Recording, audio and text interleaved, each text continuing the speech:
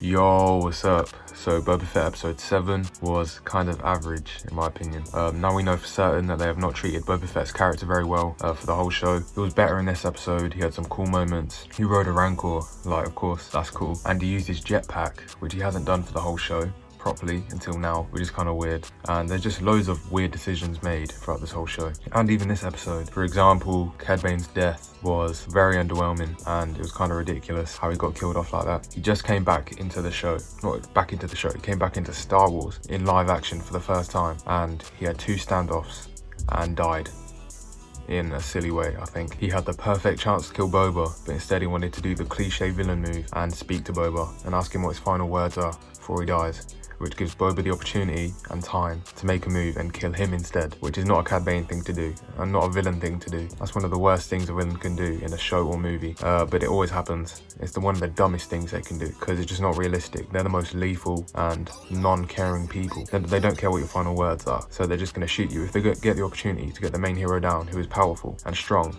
then they should just shoot you right on the spot, which Cad Bane would have done in any other scenario if it was a side character, but it's Boba. So it gives him an opportunity to make a move and kill Cad Bane, which he did, and gave Cad Bane a very stupid death. Cad Bane has been in this situation many times before. I mean, he broke into the Jedi Temple to steal a holocron and succeeded, so I don't care if he's old. He'd never let that happen to himself. He's too experienced to make that mistake. And he knows how Boba is because he trained him, he mentored him. Because Django mentored Cad Bane, so he thought he'd mentor Boba when he was younger, so he knows how Boba moves, and he taught him a lot. So it's a stupid death, and I think it's kind of lazy. They should have had a fight. I don't know why, it was just a little interaction, and he didn't even do anything. He should have been the main bad guy. Who were the main bad guys in this show? We don't know. The Pikes, just random, these are like random foot soldiers. It's like having another show about another character, but the stormtroopers are the main bad guys. Like one stormtrooper is the big bad for a show. That's how ridiculous it is that there's no big bad. Like, it doesn't make sense. Okay, now for the character of Boba Fett, I believed in Jon Favreau 100%. It's went down to about 90%. Like, I still believe he's the future of Star Wars with Dave Filoni, but this writing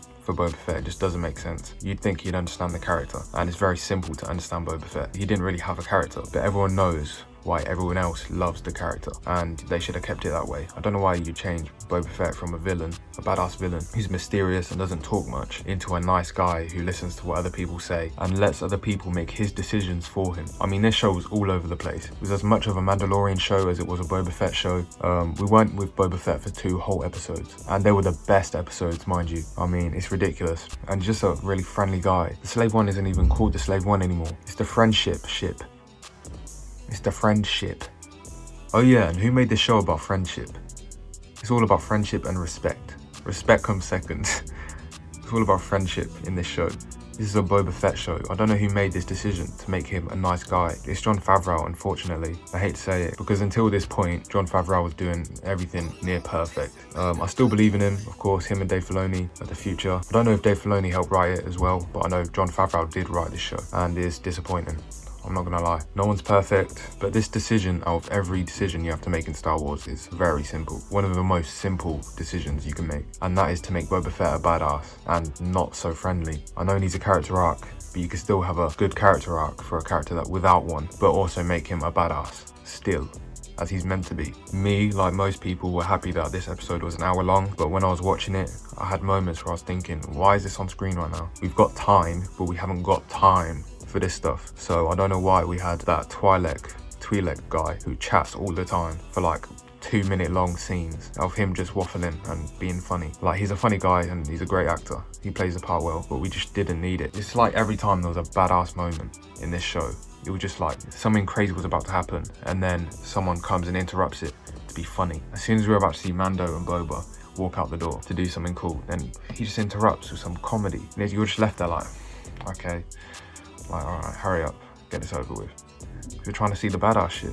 And it did end up being badass because he walked out and then Boba wrote something. I don't know how Boba wrote the whole Bible on that little tablet the man was holding, because he was writing for like 10 seconds. Boba is the quickest writer ever. There's no way Cad Bane can beat him in a gun draw. There's no way Cad Bane can beat him in a gun draw fight if Boba is writing that fast. There is no way Cad Bane could draw his gun faster than Boba Fett can, with Boba's hands moving that fast to write the Bible on a tablet in 10 seconds. That was insane. That was the most impressive part of this whole episode, how quick Boba wrote that whole speech. But anyways, yeah, overall, this episode was average. I'd say 5 or 6 out of 10, or 5 out of 10, not even 6, it's 5 out of 10. Luke did not need to be in it this much. We all love seeing Luke, but when you see everyone else even saying that Luke did not need to be in this show, that's when you know, like, what are you doing? I don't know why they didn't realize how important Boba is to the fans and how big and badass of a character he is, but they just didn't take him serious. It's like they care about everyone but him. The budget on his episode just looked lower than the budget on Mando's episodes and Luke's episode. So yeah, including episode 5 and 6, this series was a 7 out of 10. Because them episodes were amazing, but the other ones were average. And this ending makes it a 7. It would have been an 8, but it's a 7 because of that final episode and not really a crazy ending. We all had theories, and none of them came true. It was pretty simple and nothing crazy happened. I enjoyed the episodes though, it was fun. It was fun watching them and lots of cool moments. But on to Obi-Wan, I can't wait for that. And I'll see you there. Thanks for watching. Put your opinions down below on the whole season, and I'll see you next time. Peace.